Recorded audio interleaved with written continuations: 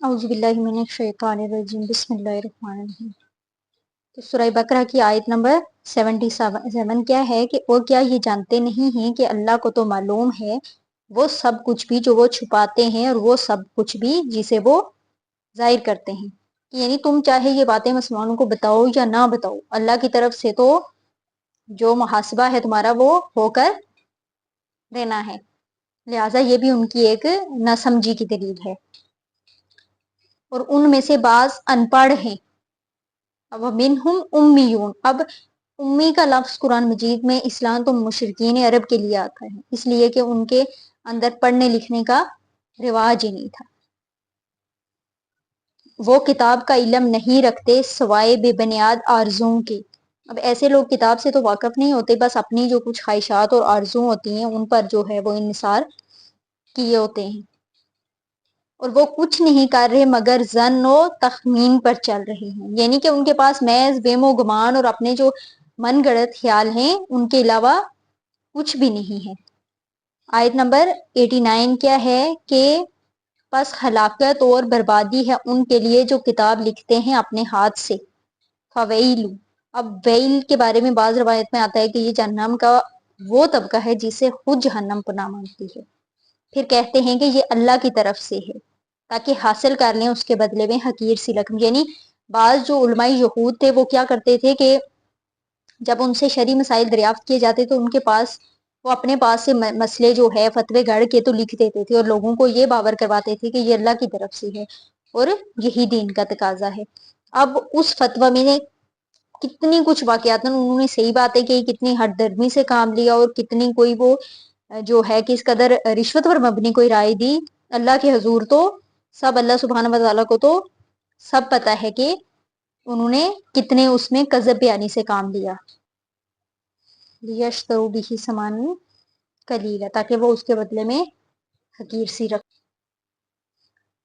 Foil لہم مما کتبت ایدیہم، تو ہلاکت اور بربادی ہے ان کے لیے اس چیز سے کہ جو ان کے ہاتھوں نے لکھی، اور ان کے لیے ہلاکت اور بربادی ہے اس کمائی سے جو وہ کر رہے ہیں۔ اب یہ فتویٰ فروشی اور دین فروشی کا جو سارا دھندا ہے اس سے وہ اپنے لیے ہی تباہی اور بربادی مول کر رہے ہیں، اور اس سے ان کو اللہ کے ہاں کوئی اجر و ثواب نہیں ملے گا۔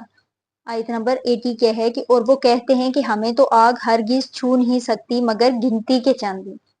اب وہ کیا کہتے ہیں کہ وہ گویا صرف دوسروں کی آنکھوں میں جھول ڈالتے کہ ہمیں صرف چند دن کی سزا دی جائے گی، کہ کوئی اعتراض نہ کرے کہ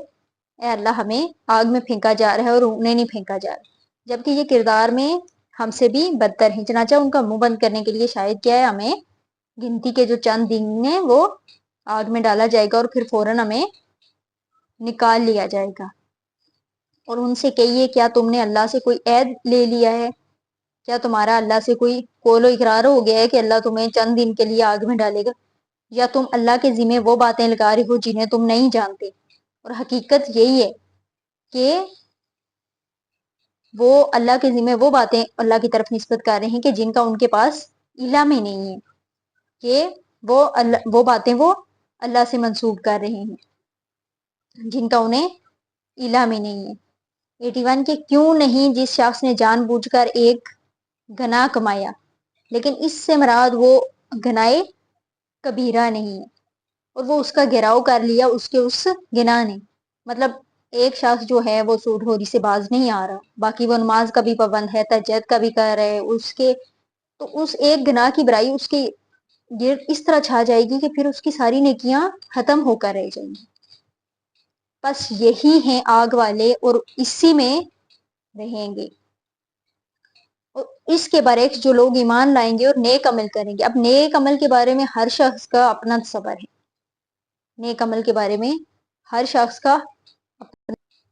کہ کیا ہے کہ والذین آمنوا وعملوا الصالحات، کہ اس کے برعکس جو لوگ ایمان لائیں گے اور نیک عمل کریں گے، اولئک اصحاب الجنہ، یہی ہیں جنت والے اور اسی میں ہمیشہ رہیں گے۔ اب نیک عمل کے بارے میں ہر شخص کا ایک اپنا ہی تصور اور نظریہ ہے، ہر شخص نے اپنا ہی نظریہ بنا رکھا، جبکہ نیک عمل سے قرآن مجید کی مراد دین کے سارے تقاضوں کو پورا کرنا ہے،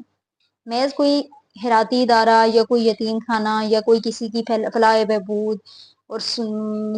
جو ہے خود سوزی لین دین اور دھوکہ فریب پر مبنی کاروبار ترک نہ کرنا، یہ جو کیا ہے کہ نیکی کا مسیح شدہ صبر ہے، جبکہ نیکی کا جامع صبر یہ ہے کہ اللہ کی طرف سے عائد کردہ جو تمام فرائض کی بجا آوری ہو، دین کے تمام تقاضے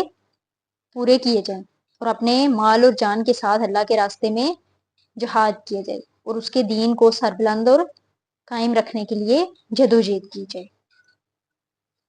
کیا ہے کہ وَإِذَا أَخَذْنَا مِيثَاقَ بَنِي اور یاد کرو جب ہم نے بنی اسرائیل سے عہد لیا تھا کہ تم نہیں عبادت کرو گے کسی کی سوائے اللہ کی، اور والدین کے ساتھ نیک سلوک کرو گے، اور قرابت داروں کے ساتھ بھی، اور یتیموں کے ساتھ بھی، والمساکین محتاجوں کے ساتھ بھی، اور لوگوں سے اچھی بات کہو گے، اور نماز قائم رکھو اور زکوٰۃ ادا کرو۔ یہ جو ہے کیا ہے کہ بنی اسرائیل کے ساتھ معاہدہ تھا کہ اللہ کے حق کے فوراً بعد والدین کے حق کا ذکر قرآن میں 4 مقامات پر ہے، اور ان میں سے ایک مقام یہ ہے کہ جہاں پہ کیا ہے کہ اللہ تم عبادت کرو گے صرف اللہ کی، اور اس کے بعد کیا ہے کہ والدین کے ساتھ نیک سلوک کرو گے، پھر جو ہے وہ قرابت دار، یتیم، محتاج اور لوگوں کے لیے اچھی بات کہو گے، یعنی انہیں بری باتوں سے روکو گے اور نیکی کے کاموں کی طرف ان کو تبلیغ کرو گے، نماز قائم رکھو گے اور زکوٰۃ دے گو۔ یہ بنی اسرائیل سے پھر گئے سوائے تم میں سے تھوڑے سے لوگوں کے، اور تم ہی ہو پھر جانے والے۔ گویا یہ کیا ہے کہ انہوں نے اللہ سبحانہ و تعالی نے ان سے عہد لیا، لیکن انہوں نے کیا کیا کہ وہ اس سے پھر گئے۔ یہ آیت نمبر 83 تھی سورہ البقرہ کی۔ تو آج کے لیے اتنا ہی۔ اللہ تعالیٰ سے دعا ہے کہ وہ ہماری اس کاوش کو اپنی بارگاہ الہی میں قبول و منظور فرمائے، اور ہمیں جو ہے جو یہ علم ہے، جو یہ اللہ سبحانہ و تعالیٰ کی طرف سے نازل کردہ کتاب ہے، اس پہ عمل کرنے کی توفیق عطا فرمائے۔ وَمَا عَلَيْنَا إِلَّا الْبَلَاغُ